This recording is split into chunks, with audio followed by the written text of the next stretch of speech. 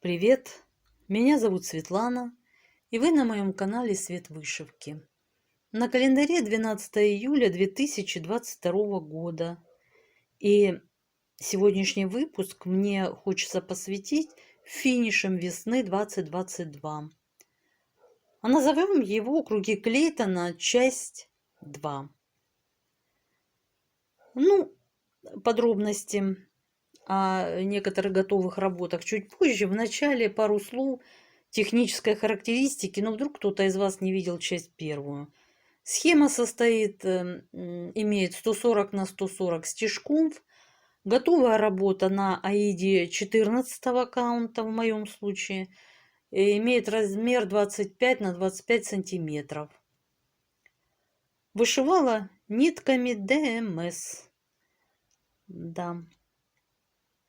Какие стежки используются в работе? Классический крестик в 2 сложения нити, крестик в 1 сложение нити, умеренное количество бэкстича, затем 1/4 крестика, 3/4 крестика используются частенько. Не во всех работах, но в моем случае я встречала на некоторых кругах. И, конечно, знаменитые узкокрестики, присущие, по-моему, только Клейтону. Да, вот такие технические характеристики. А теперь непосредственно перейдем к работам. Почему выбирался тот или иной сюжет. Так, друзья, вот еще один круг Клейтона. И сейчас я вам покажу, почему я выбрала именно этот сюжет. Так, сейчас мы ракурс подберем. А вот почему. Кусты гортензии. Вот она начинает уже цвести. Не вижу, сфокусировалась или нет. Солнышко спряталось. Такая красавица начинает цвести. Вот еще и зеленые. А вот уже ждала, чтобы показать вам этот круг Клейтона. Специально выжидала, когда зацветет гортензия. Вот так. Понятное дело. У Клейтона, конечно, не настолько домик сказочный, как у меня. Так, это я сейчас что сказала? Да.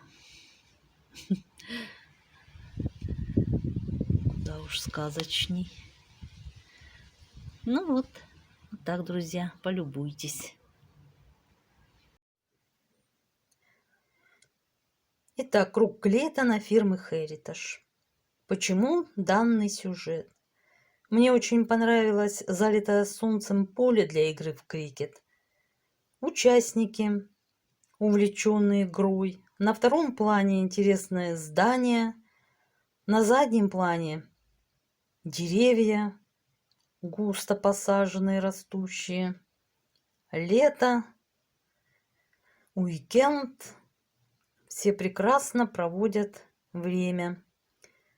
И зритель, как обычно, в кругах Клейтона всегда находится в тени, не под палящими лучами солнца, и может с интересом наблюдать за происходящим, а также любоваться окружающим пейзажем.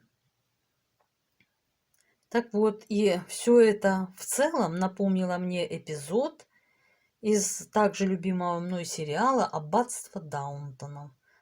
Теперь отсюда, друзья, поподробнее. Те, кто видел этот сериал, я надеюсь, испытают момент ностальгической радости от встречи старого друга. А те, кто не видел его, я попытаюсь вкратце познакомить, немного рассказав о нем, дабы побудить интерес. Это костюмно-историческая мелодрама о жизни аристократии. Полна умилений, способных создать праздничное настроение всей семье. И как в любой правильной сказке, все заканчивается любовью, тотальным счастьем и пышным балом. Но главным в сериале «Аббатство Даунтон», охватывающим почти что 2 десятилетия и проходящим сквозь знаковые эпизоды истории от крушения «Титаника» до войны Ирландии за независимость и путча Гитлера, всегда была ненавязчивая фиксация перемен общественных, политических, экономических, технологических, гендерных, сексуальных. К слову, если вы вдруг не знали, аббатство Даунтон – вымышленная резиденция. Роль аббатства, якобы находящегося в графстве Йоркшир, исполняет замок Хайклер, что в графстве Хэмпшир, родовое гнездо графов Карнарвонов с конца XVII века. Граф Карнарвон, если что, не имя, а титул. Сегодня замок, который некогда обслуживался почти что сотней слуг, обслуживается всего 9 работниками и сильно нуждается в реставрации и ремонте, которые по подсчетам должны обойтись в 12 миллионов фунтов. Здесь проводят экскурсии, церемонии бракосочетания, но в целом здание пребывает в упадке. Большая часть комнат непригодна для проживания.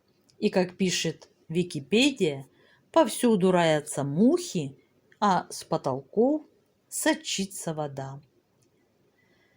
Эпоха аббатства Даунтон безвозвратно канула в забвение. Именно это нам и говорят авторы. Грядут перемены.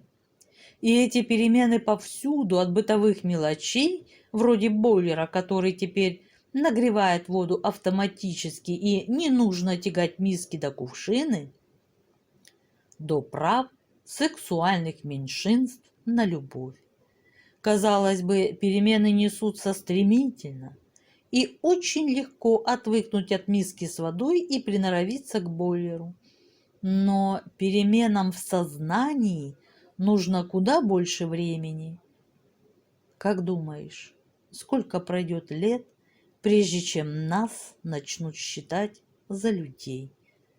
Вопрошает дворецкий гей Томас Бэрроу. И если дворянин и может подойти на балу к горничной и пригласить на танец, то танец пока что все же придется танцевать где-нибудь в уединенном месте, подальше от посторонних глаз и неминуемых пересудов. Помимо жизни господ, вы познакомитесь с обязанностями и повседневной жизнью многочисленной прислуги поместья, у которых также случаются неприятности и проблемы. Словом, посмотрев аббатство Даунтон, вы увидите целую жизнь со всеми ее радостями и невзгодами. И да, если замок – сердце аббатства Даунтон, то вдовствующая графиня Грентем в исполнении феноменальной Мэгги Смит – его душа. Здесь постараюсь вставить ее фото. Одним словом, сезон за сезоном вы будете видеть ход времени, ход истории, сменяющие людей и эпохи. Интересно об этом рассказывает Тамара Эйдельман. Замок Хайклер. Я думаю, что прекрасный и многими любимый сериал «Аббатство Даунтон» совсем не о любви. Этот сериал просто пронизан исторической тематикой. Он ярко показывает то, как стремительно все меняется в нашем мире. Аббатство Даунтон – это, строго говоря, старинный замок Хайклер. Он действительно не может не произвести впечатления. В нем, согласно историческим сведениям, останавливался король Эдуард II в XIV веке. С XVII века полноправными владельцами замка является семья Карнарвон, чей пятый лорд материально способствовал открытию гробницы Тутанхамона. В этом факте, кстати говоря, кроется ответ на вопрос, почему сцены с господами и вельможами снимали в замке, а слуг снимали в студии. Дело в том, что там, где в замке должна находиться кухня, на которой орудует прислуга, находится египетская коллекция лорда Карнарвона. В XVII веке в местный парк были завезены и высажены библейские деревья, ливанские кедры. Замку Хайклер несколько раз наносила визит сама королева. С приходом 2000-х замок настолько обветшал, что графу пришлось перебраться из его роскошных апартаментов в дом неподалеку. После съемок «Аббатства Даунтон» в поместье хлынули толпы экскурсантов, поэтому было принято решение замок реставрировать. Теперь в зимнее время граф с семьей проживает в замке, а на лето переезжает в свой домик, чтобы не мешать экскурсиям. В замке, кстати, проводят благотворительные приемы. Автор сериала. Мало кто знает, что автор сериала Джулиан Фэллоуз женат на правнучатой племяннице знаменитого маршала Первой мировой войны Китченера.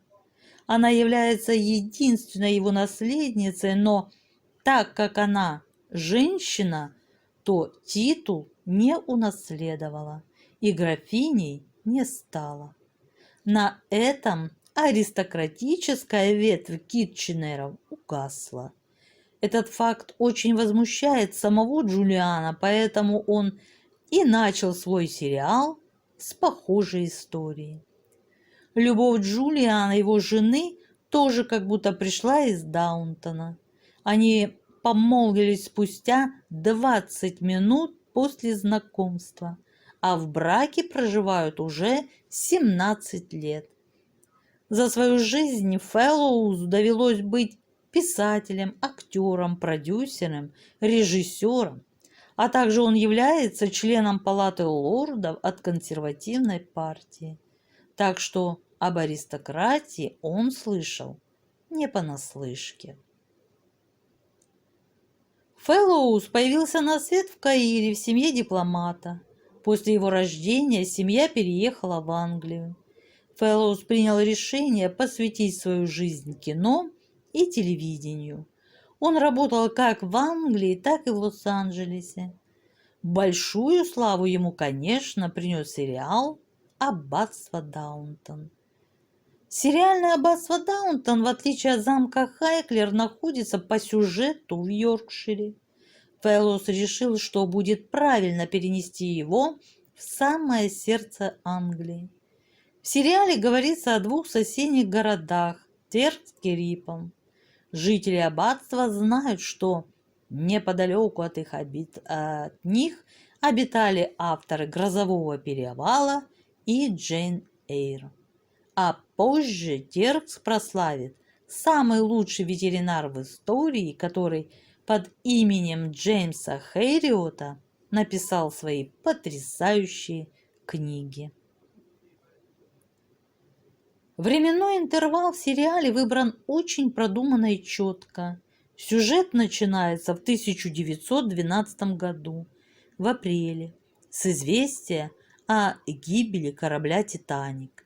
Трагедия произошла в ночь с 14 на 15 апреля.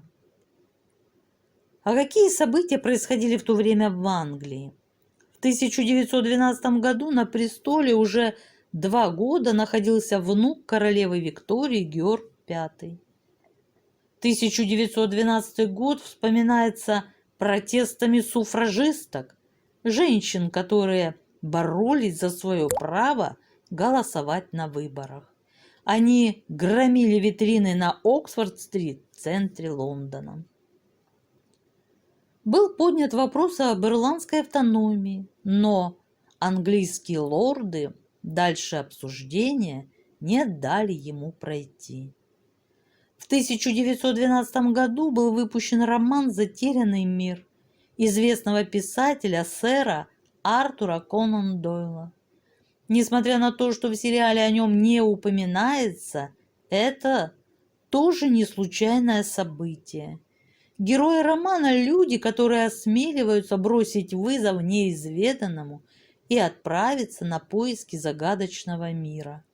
Их объединяет бесстрашие профессора Челленджера, одно имя которого ассоциируется с вызовом всему. Не зря американцы решат присвоить своему космическому кораблю имя Челленджера. И этот храбрый дух той эпохи находит свое отражение в сериале. В этом же году вступил в силу чрезвычайно важный закон о государственном страховании. 1912 год стал также знаменательный для евреев Англии.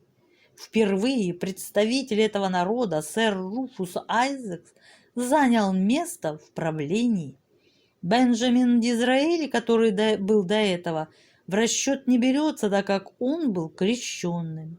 А вот Айзекс был настоящим иудеем, как лорд Синдерби, который был против женитьбы своего сына на христианке. Есть также ряд других событий, которые прямо не упоминаются в сериале, но, тем не менее, накладывают свой отпечаток на сюжет. В этом году Роберт Скотт совершает свое печально известное путешествие. Проведя экспедицию на Южный полюс, он погиб на обратном пути после известия о том, что его обогнал Роальд Амундсен. И это тоже немаловажное событие для сериала. С одной стороны, это дух борьбы за что-то новое, не сдаваться, искать и найти. С другой, вся экспедиция Скотта была пропитана джентльменством и рыцарством. Например, Амундсен по дороге убивал и ел ослабших собак, на которых до этого ехал. А Скотт себе не мог позволить такого неблагородства. Их экспедиция шла на пони. Мэтью и лорду Грентону пришелся бы по душе подвиг Скотта. Это в их стиле. В 1912 году был совершен перелет из Уэльса в Ирландию летчиком Корбеттом Уилсоном. В это же время произошла первая общенациональная забастовка шахтеров за повышение заработной платы. Эта война низших классов с господами тоже присутствует в аббатстве Даунтон. Конец викторианской эпохи. Переходный период с XIX к XX веку – это прощание с периодом викторианской эпохи, эпохи правления королевы Виктории. Что это было за время? Помните, как в одном из эпизодов сериала Изабелл бросает бабушке, вдове графини, фразу «Я понимаю, что к вам детей приводили на час», на что получает ответ «Да, но этот час у меня был каждый день». В этом и вся суть этой эпохи. Воспитание подрастающего поколения. Только представьте, графиня была отличной матерью, потому что время на общение со своими детьми у нее занимало ровно час, а затем они расходились по нянюшкам и гувернанткам. Один из принципов викторианского воспитания – детей нужно видеть, а не слышать. Фраза «детей нужно видеть, а не слышать» исходит из распространенного мнения, что дети должны быть покладистыми, тихими и поступать так, как говорят им родители. Тем не менее, любой человек, который находился в обществе ребенка больше часа, знает, что это не так. Да, замечательный принцип. Отношения между супругами тоже подвергались идеализации, были очень строгими, хотя на практике, конечно, многое расходилось.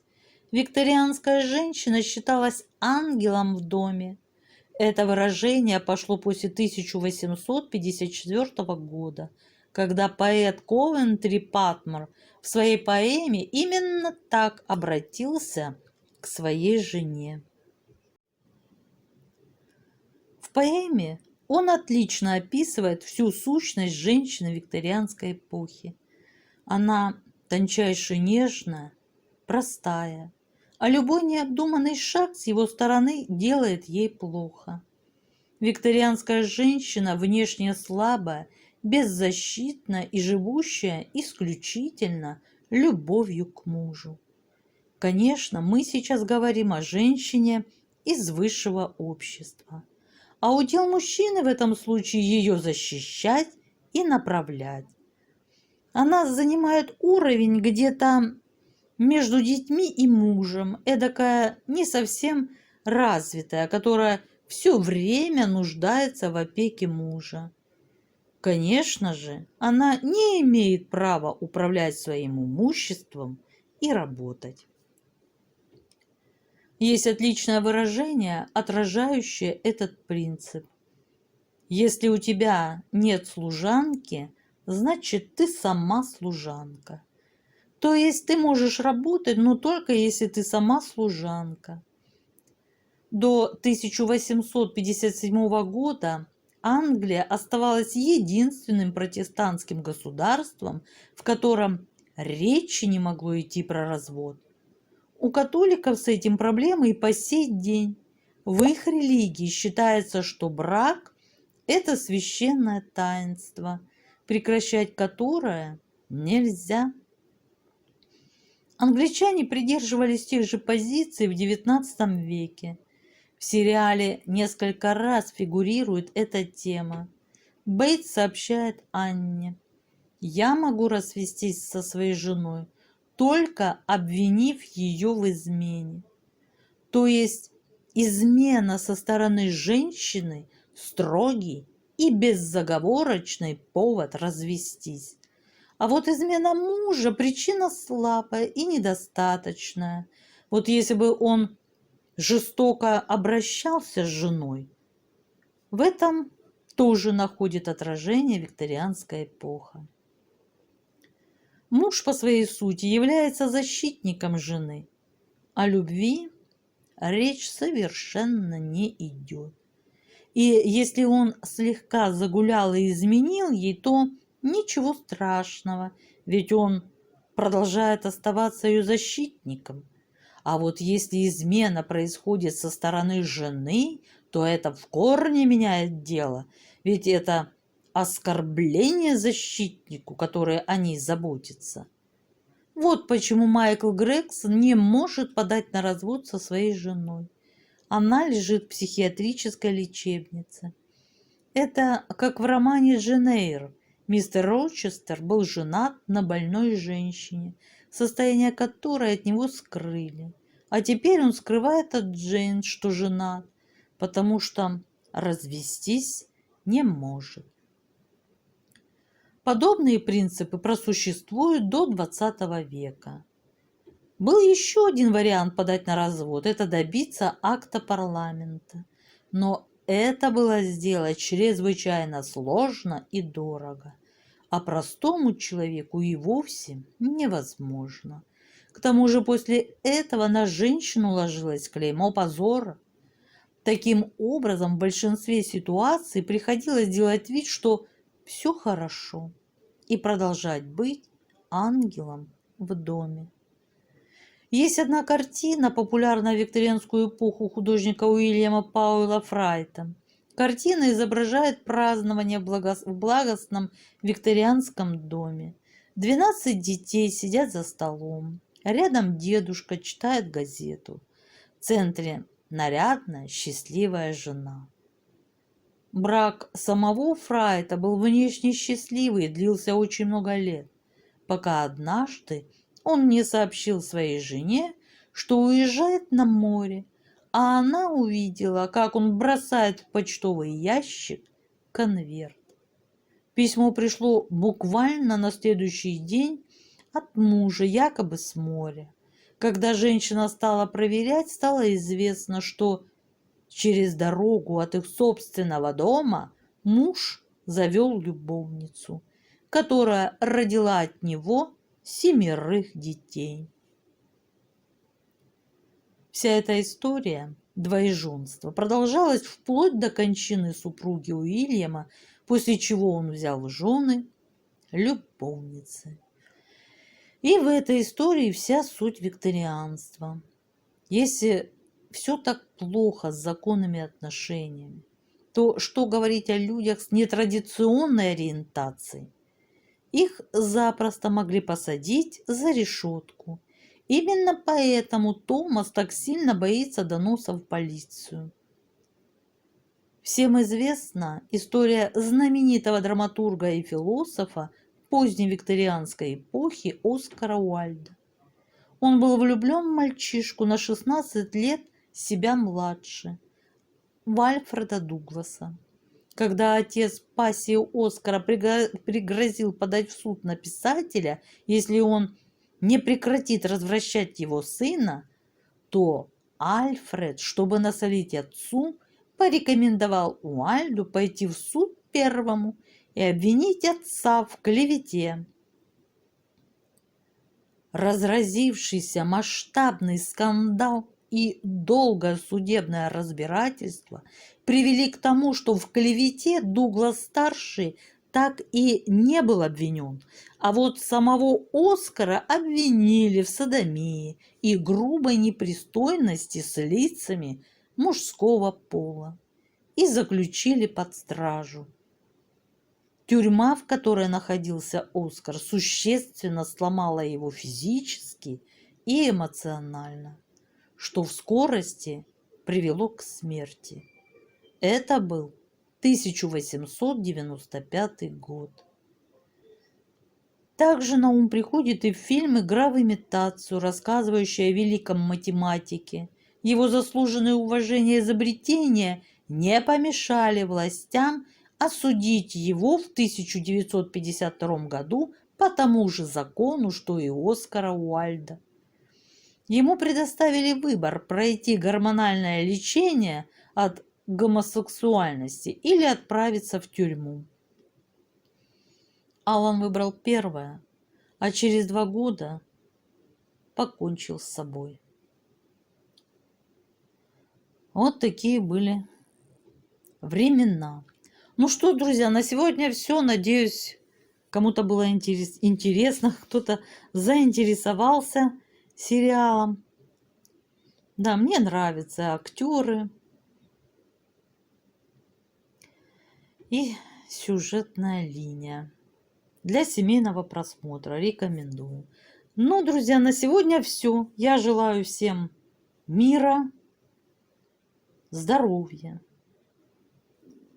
Пока-пока.